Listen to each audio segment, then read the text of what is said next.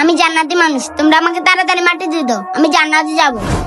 তোমরা আমাকে কবর দেওয়ার সাথে সাথে আমি জান্নাতে চলে যাব। তোমরা আমাকে তাড়াতাড়ি মাটি দিয়ে দাও, তোমরা মাটি দেওয়ার সাথে সাথে আমি জান্নাতে চলে যাব। হ্যাঁ হে আল্লাহ, আপনি মুসলমান ভাইকে জান্নাতবাসী করুন। হোক মাওলা। আরে আপনি কে? আমি আল্লাহ তাআলার প্রেরিত ফেরেশতা। আপনি আল্লাহ তাআলার প্রেরিত ফেরেশতা, তাহলে আমার কবর আসছেন কেন? তোর বিচার শেষ, তুই জাহান্নামে চলে যা। আমার বিশ্বাস শেষ মানে? আর আমি জান্নাতে কেন যাব? আমি তো 5 ওয়াক্ত নামাজ পড়তাম।